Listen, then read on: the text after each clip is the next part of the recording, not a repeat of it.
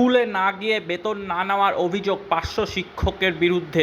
দীর্ঘ 12 বছর ধরে স্কুলে না গিয়েও দিব্যি বেতন তোলার অভিযোগ উঠল এক শিক্ষকের বিরুদ্ধে। ঘটনায় অভিযোগের কাঠগড়ায় মালদার হাবিবপুর ব্লকের জাইল অঞ্চলের কাঁঠাল বানপুর প্রাইমারি স্কুলের 500 শিক্ষক মৃগাঙ্ক মোহন রায়। তার এই ঘটনার কথা উল্লেখ করে বিদ্যালয় পরিদর্শক সহ উচ্চতর বিভাগে লিখিত অভিযোগ জানিয়েছেন স্থানীয় বাসিন্দা ত্রিদীপ রায়। অভিযোগ, মৃগাঙ্ক মোহন রায় বহু বছর ধরে কাঁঠাল বানপুর প্রাইমারি স্কুলে 500 শিক্ষক পদে কর্মরত রয়েছেন। তিনি দীর্ঘ 12 বছর ধরে স্কুল যাচ্ছেন না, অথচ প্রতি মাসে নিয়মিত সরকারি বেতন তুলছেন। তাই কিভাবে এবং কার মদতে তিনি এই কাজ করে চলেছেন তার সঠিক তদন্ত হওয়া দরকার এবং এর উপযুক্ত ব্যবস্থা গ্রহণ করবার আর্জি জানিয়েছেন ওই স্থানীয় বাসিন্দা। এছাড়াও ওই বাসিন্দা স্থানীয় বিজেপি নেতৃত্বর কাছে সেই অভিযোগ লিখিত আকারে জানিয়েছেন।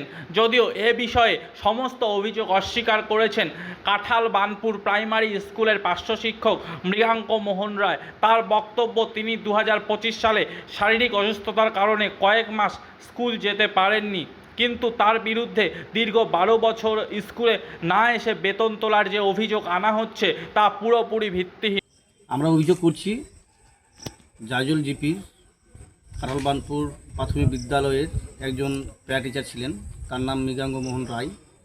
সে বিগত সরকার থাকাকালীন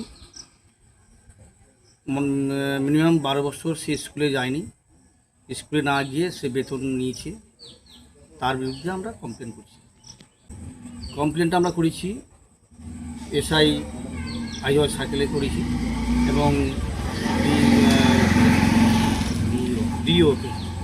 আমাদের দাবি হচ্ছে সরকারি টাকা তছনছ হয়েছে। কেউ যদি স্কুলে গিয়ে যদি বেতন নেয় তাহলে তো সেক্ষেত্রে তো সব পশ্চিমবঙ্গ গোটা সিস্টেম পাল্টে যাবে। তাই আমরা নতুন সরকারের কাছে আবেদন করছি এগুলোর জন্য দৃষ্টিভঙ্গি করা হয়।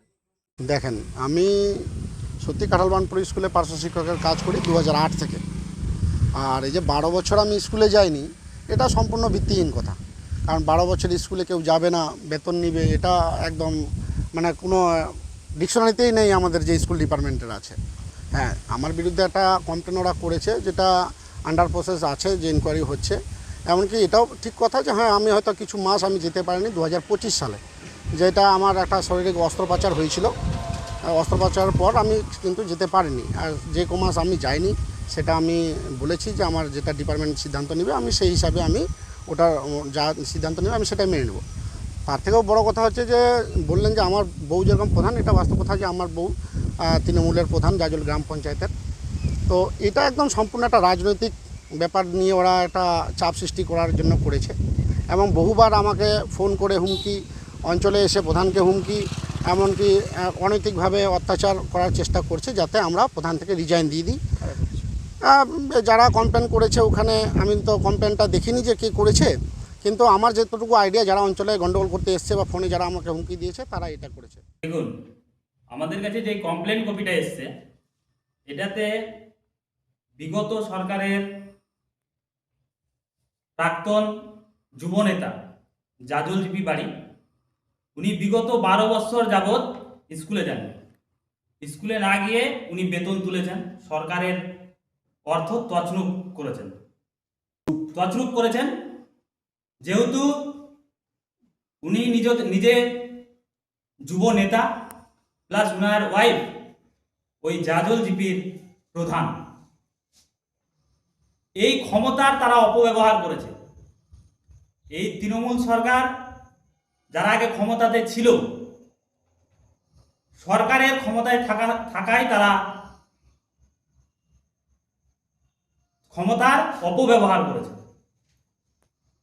কিন্তু আমাদের এই সরকার আসার ফল এই যে কমপ্লেন কপি, যেহেতু সরকারের বিজেপি সরকার ক্ষমতায় আসার আগে স্লোগানই ছিল ভয় আউট ভরসা ইন। অতএব আমরা এখন এর সঠিক তদন্ত করব।